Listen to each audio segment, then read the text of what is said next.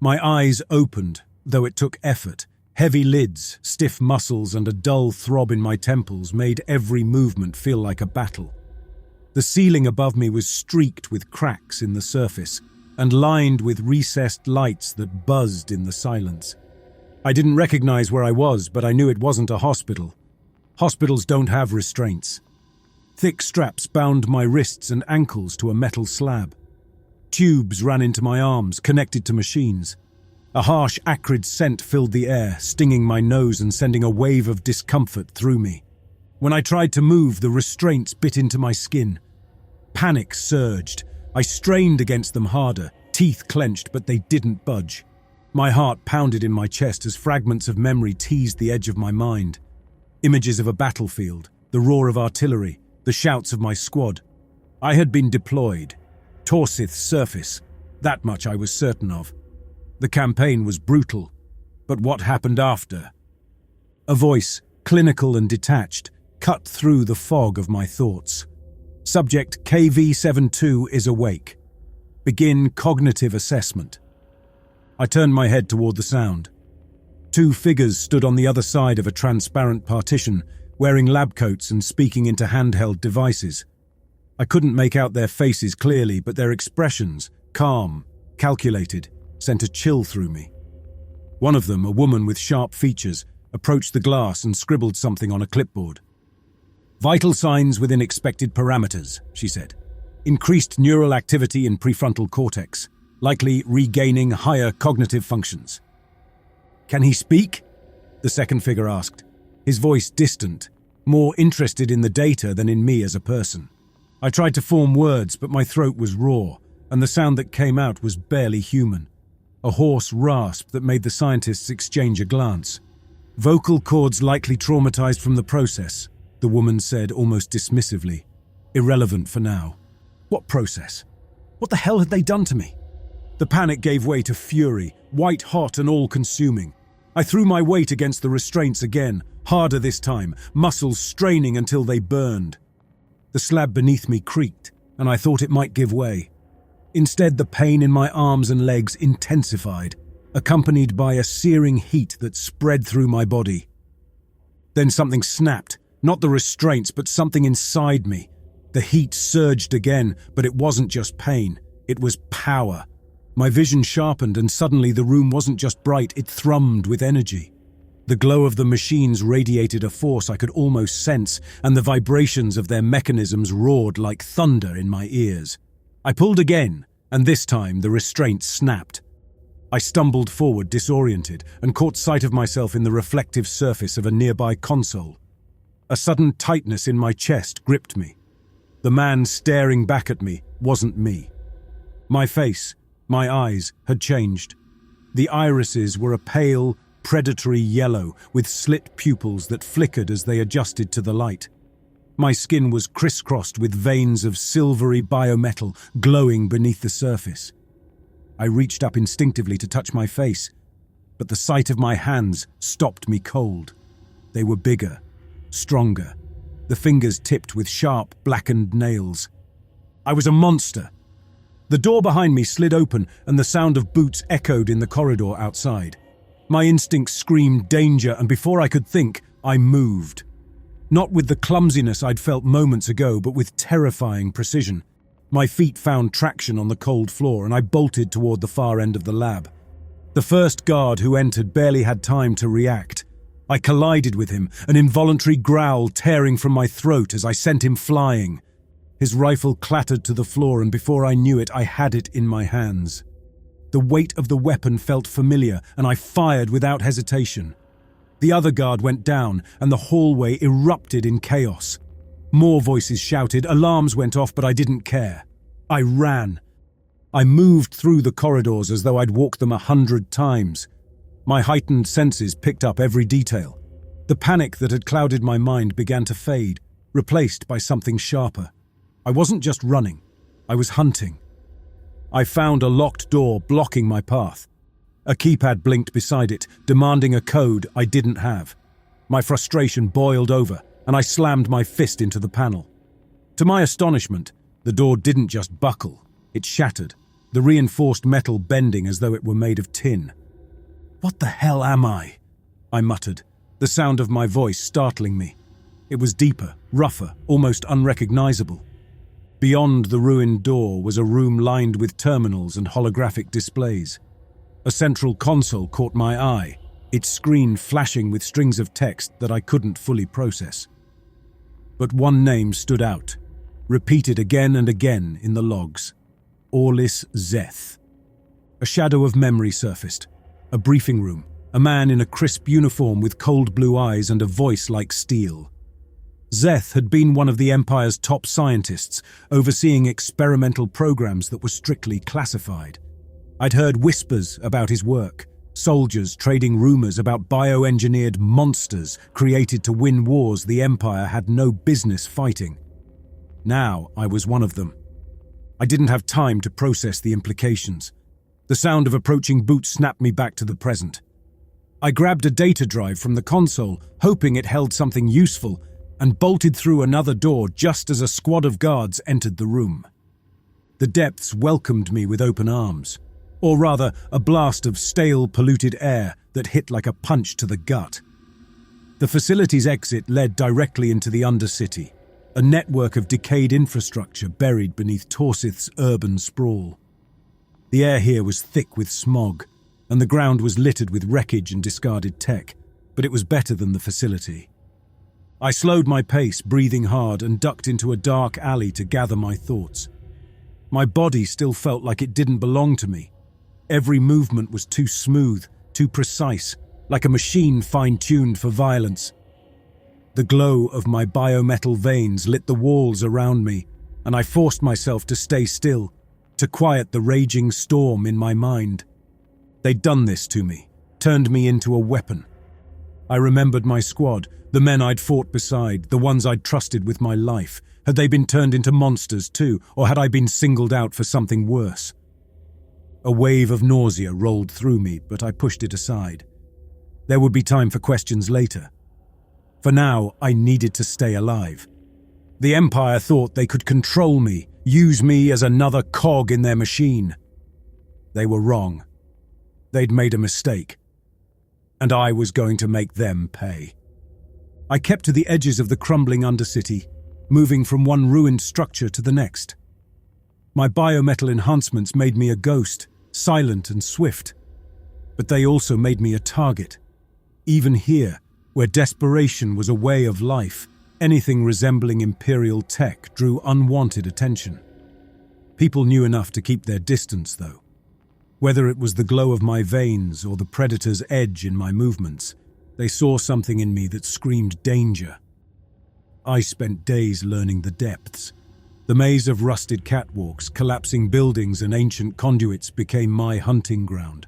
Food was scarce, scavenged from supply caches or stolen from vendors who never saw me coming. Sleep came in short bursts, wedged into tight corners where no one could reach me. My enhanced senses never let me drift too far. Every creak of metal or whisper of movement snapped me awake, muscles coiled and ready. The data drive I'd stolen from the facility was encrypted, of course. Zeth wouldn't leave his secrets unguarded, but I'd found an old terminal in an abandoned maintenance station. The interface was painfully slow, but it worked. Every hour I spent at the terminal, decoding bits of the drive, brought me closer to understanding what had been done to me and who was responsible. That's when I learned about General Volen. The name hit like a sledgehammer, dredging up memories I'd buried deep. Volen had been a legend in the Empire, his campaigns studied in every military academy. He was the one who'd led the assault on Torsith's surface, the one who'd sent my squad into the grinder without a second thought. But the files on the drive painted a darker picture. Volen wasn't just a soldier, he was a profiteer, trading Imperial victories for personal gain. And when the Empire had handed over prisoners and disposable assets for Zeth's experiments, Volen had ensured the supply lines stayed full. He'd been my commanding officer. He'd sent me to Facility Pyre. And now, he was my first target. Tracking Volen wasn't hard. The files on the drive included his schedule, financial records, and even a list of his properties in the midline. The hard part was getting there. The midline was a different world, perched precariously between the grime of the depths and the unreachable luxury of the spire. It was a place of order, imposed by propaganda, surveillance, and brute force. My face was probably already flagged on half the cameras in the city, and the biometal in my body lit up every scanner like a flare. But I didn't need to walk in the front door. The midline sewer systems connected to the depths, though the tunnels were narrow, foul-smelling, and crawling with vermin. It took me hours to navigate them, my reflexes tested by sudden collapses and sharp corners. When I finally emerged, I was covered in filth but alive. The midline was a shock to the senses. The streets were crowded, a sea of people moving under the watchful eyes of patrolling drones. Neon signs flashed above storefronts, hawking everything from overpriced synth meals to Empire-approved news feeds. Propaganda posters lined the walls, reminding citizens of their privileged status beneath the spire's benevolent protection. I slipped into the flow of bodies, pulling a scavenged cloak tight around my shoulders to hide my glowing veins. My slit pupil eyes attracted a few curious glances, but no one stopped me. Down here, people didn't ask questions they didn't want answered. Volen's estate was a fortress. A high wall of reinforced steel surrounded the property, and the main gate was guarded by 2 sentries in full combat gear. Surveillance drones hovered lazily overhead, their cameras sweeping the perimeter. My first instinct was to attack head-on, but I knew better. Volen would have backup, and while my enhancements gave me an edge, I wasn't invincible. Instead, I circled the perimeter, keeping to the shadows. The estate backed onto a narrow canal, its waters choked with sludge. The wall here was lower, and a vine-covered trellis provided just enough grip for me to climb. My biometal fingers dug into the cracks, and I scaled the wall silently, dropping into the estate's garden with barely a sound. The garden was a grotesque display of wealth, a pristine, artificially maintained oasis in the heart of a city that reeked of decay. Flowers that shouldn't have grown under Torsith's polluted sky bloomed in perfect symmetry, their petals gleaming under artificial lights. The air here was filtered, crisp and clean, a stark contrast to the world outside the walls. It made me sick. I crept toward the main house, a modern structure with floor-to-ceiling windows that glowed softly in the evening light. The windows gave me a clear view of the interior, polished marble floors, expensive furniture, and Volen himself lounging in a high-backed chair with a glass of amber liquid in hand. I took a deep breath. This wasn't just about revenge. Volen had answers I needed. Killing him outright wouldn't help me understand why this had happened to me, or what the Empire's endgame was. I slipped through an unlocked service door, my senses on high alert. My enhancements mapped the space instinctively, marking exits and potential threats before I even saw them.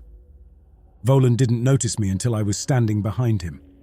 "General Volen," I said, my voice low and rough.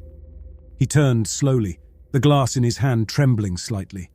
His eyes widened as he took me in, my hulking frame, the glow of my biometal veins, the slit pupils locked onto his.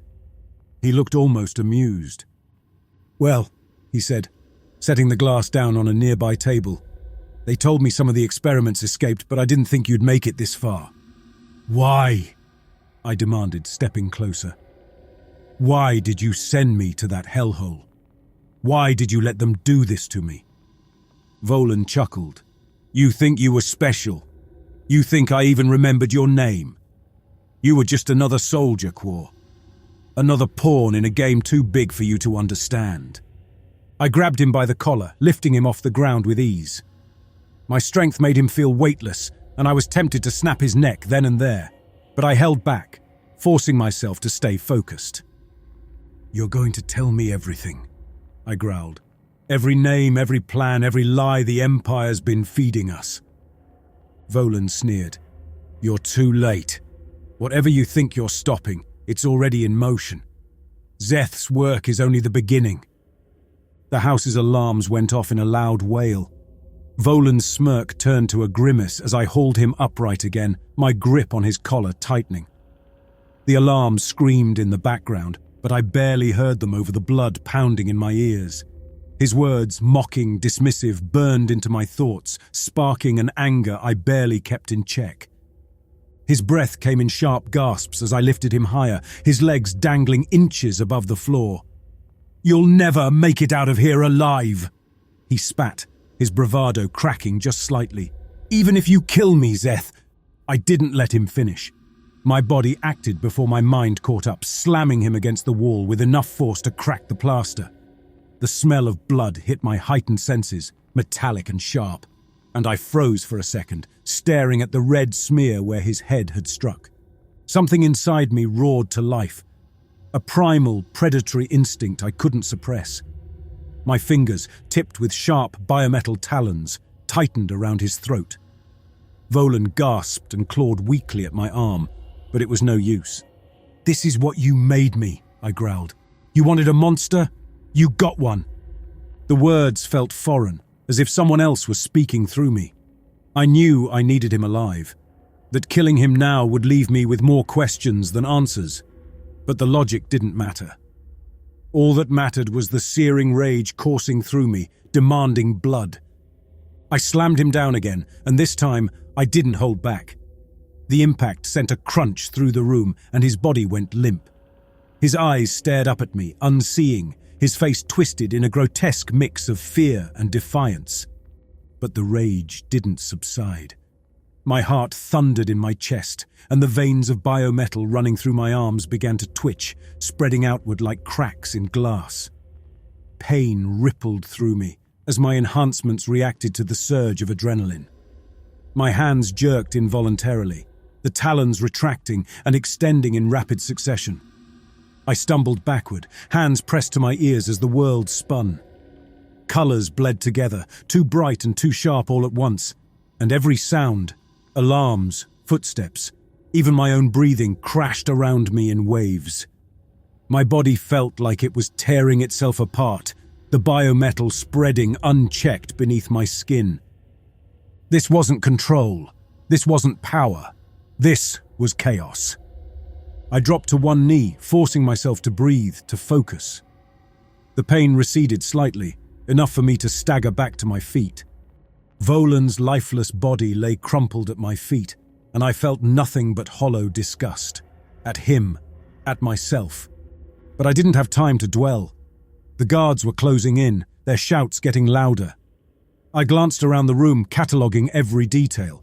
The flickering lights, the shattered furniture, the faint scent of oil from a nearby incendiary device. If Volen's estate was a symbol of imperial excess, then I would make it a warning. I grabbed the incendiary device from a shelf. The adrenaline was fading now, leaving behind an ache that ran bone deep. I triggered the device, tossing it onto the nearest pile of flammable materials, a plush chair, a stack of propaganda holodiscs. Flames leapt to life, hungrily devouring the pristine furniture and crawling up the walls. Smoke filled the room, thick and acrid, as I made my way back to the garden. The fire would spread quickly, consuming the estate and everything in it. I climbed the trellis again, my biometal claws digging into the vines for purchase. The pain in my body slowed me down, but I pushed through it, driven by sheer will. The guards hadn't reached the garden yet. The flames had likely thrown them into chaos. Once I reached the wall, I paused for a moment, my eyes scanning the burning estate. The firelight reflected in the dark canal below, and for a second, the sight almost felt satisfying. Volen was gone. The Empire's perfect little symbol of power and wealth was crumbling into ash. But the satisfaction didn't last. This wasn't over. Volen was just the first, a pawn in a much larger game. Zorth was still out there, still pulling strings, and whatever plans the Empire had for me, or others like me, were still in motion. I dropped into the canal and disappeared into the darkness, the smell of smoke clinging to me as I vanished into the night. The message was clear. The hunt had only just begun. The pain was becoming a constant companion. Every step I took sent sharp, biting aches through my legs, the biometal coursing through my body feeling heavier. It wasn't just my body that was changing, it was my mind too. I caught myself growling under my breath when I felt threatened.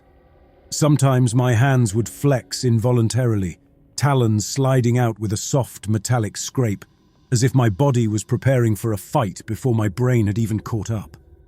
Killing Volen hadn't brought the relief I expected. The satisfaction of watching his estate burn had been fleeting, replaced by an overwhelming sense of emptiness. His death wasn't enough. It barely scratched the surface.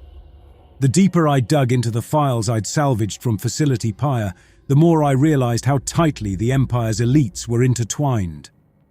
Volen was one thread in a vast, tangled web, and at its center sat Orlis Szeth. The files confirmed what I already knew. Szeth's experiments weren't just about creating super soldiers. They were about control. The Empire wasn't content with soldiers who obeyed orders. They wanted tools, biologically enhanced enforcers who could suppress uprisings, assassinate dissidents, and keep the colonies in line. And the worst part? The files hinted at mass production. Szeth wasn't just experimenting anymore. He was building an army. But before I could get to Szeth, I needed to survive. My body was deteriorating faster than I'd expected, and I didn't know how much longer I could hold it together. I spent hours poring over the stolen data, trying to make sense of the medical jargon, the genetic sequences, the enzyme treatments listed in Szeth's notes. Most of it was beyond me, but one thing was clear. My enhancements were unstable. The biometal was spreading through my body, hijacking my cells and triggering uncontrollable mutations. If I didn't find a way to stop it, I'd become a mindless, rampaging beast, or worse, die a slow, agonizing death. The answer lay in the spire. The spire towered above Torsith like a gleaming dagger, its towers piercing the planet's smog-choked skies. It was where the elites lived, worked and ruled, insulated from the misery below. The files suggested that Szeth had a lab there, hidden deep within one of the towers. If I wanted answers and a chance to stop him, it was my only option. Getting into the spire wasn't going to be easy. Security there was leagues beyond anything in the depths or the midline. Every entrance was guarded, every pathway monitored, every resident tracked. And if I triggered so much as a whisper of suspicion, Szeth would know I was coming. I had to be careful. But careful didn't come naturally to me anymore. The climb to the spire was grueling, both physically and mentally. The midline's crowds were a mix of noise and color, my senses picking up too much, too fast. I kept to the darkness as much as possible, slipping through alleys and abandoned maintenance corridors. Even so, every step felt like a battle. My body wasn't just deteriorating, it was evolving, changing in ways I couldn't predict. My reflexes were faster, my strength greater, but the cost was steep. My skin itched constantly, patches of biometal spreading like a disease, and my thoughts felt fractured, torn between human reason and something darker. By the time I reached the spire's outer perimeter, I was barely holding myself together. My vision scanned the shimmering force fields that surrounded the base of the towers, noting the patrol routes of guards and the precise timing of the surveillance drones. The spire's infrastructure relied heavily on maintenance tunnels, narrow, cramped shafts that connected the towers to the midline's power grid and water supply. I found an access hatch hidden behind a cluster of industrial machinery, its locking mechanism worn from years of neglect. I made short work of the rusted bolts and I slipped inside, the darkness swallowing me whole. The tunnel was suffocating, the air thick with dust and the hum of electricity. I crawled through the narrow space, mapping the twists and turns ahead. Every noise felt amplified. The scrape of my claws against metal, the distant whir of fans, the rhythmic thud of my heart. It wasn't fear that kept me on edge, it was anticipation. The predator inside me was awake, its instincts sharpening with every movement, every sound. When I emerged into the spire, the difference was stark. The corridors were pristine, lined with smooth white walls and soft, recessed lighting. I made my way toward the lab, following the coordinates I'd pieced together from the files. The corridors were a maze of identical hallways and automated doors, but my enhanced memory kept me from getting lost. My senses were on high alert, every nerve in my body tuned to the possibility of danger. Tucked away in one of the spire's secondary towers was the lab, its entrance marked only by a discreet access panel. The security here was tighter, biometric scanners, pressure-sensitive floors, and a pair of armed guards stationed nearby. I watched them from the shadows, studying their movements, their posture, their weapons. They were well-trained, but they weren't expecting someone like me. I struck quickly, my body moving almost on its own. The first guard didn't even see me coming. My talons slashed through his weapon, and a quick blow to his head sent him crumpling to the floor. The second guard managed to raise his rifle, but I was faster. I grabbed the barrel, twisting it aside as I slammed him into the wall. He groaned and slid to the ground, unconscious. The biometric scanner was trickier. My enhancements didn't extend to hacking, and I wasn't about to waste time searching the guards for access cards. Instead, I focused on the panel itself, letting my instincts guide me. I traced the edges of the device, feeling for weak points, and with a sharp twist, I tore it from the wall. Sparks flew as the door hissed open, and I stepped inside. The lab was dark, the only light coming from the glow of holographic displays and the steady glow of containment tanks lining the walls. The tanks were filled with a vibrant liquid, their contents obscured by a haze of bubbles and condensation. I didn't need to see what was inside to know. I could feel it. This was where Zorth had perfected his experiments, where he'd turned living beings into tools of destruction. The rage bubbled up again, hot and unrelenting, but I forced it down. I needed answers, not blind fury. I scanned the lab, searching for anything that might lead me to Zorth. A terminal activated as I approached, its interface displaying a cascade of data, genetic sequences, chemical formulas, projected timelines. My fingers hovered over the controls, unsure where to start. I heard the soft click of a door opening behind me. I turned just in time to see a figure step into the lab. He was tall and lean, his features starkly illuminated by the glow of the displays. The light caught the sharp angles of his face, the precision of his jawline, the smirk playing at his lips. His eyes gleamed as if he'd been expecting me. "Orlis Zorth," I growled. "Volen Quor," he said, as if greeting an old friend. "I was wondering when you'd show up." The predator inside me roared, demanding blood, but I held back, my claws flexing at my sides. "You did this to me," I said, my voice low and steady. "You turned me into this thing. Why?" Zorth's smile widened. "Because you were perfect," he said. "A soldier without equal, strong, disciplined, loyal, the ideal candidate for my work." "Work?" The word felt like poison on my tongue. "You call this work?" Zorth shrugged. "Progress always comes at a cost. You're proof of that. You're faster, stronger, more capable than any human could ever hope to be. And yet you still cling to your humanity, as if it matters." I didn't give him a chance to continue. I charged at him, my claws slashing through the air, but Zorth was ready. He moved with surprising speed, dodging my attack and activating a hidden panel on the wall. The containment tanks began to hiss, their contents bubbling violently.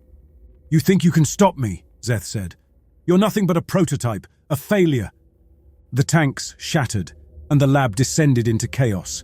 Creatures spilled from the broken glass, twisted amalgamations of flesh and metal, their eyes glowing with the same light as mine. They snarled and charged, but I wasn't afraid.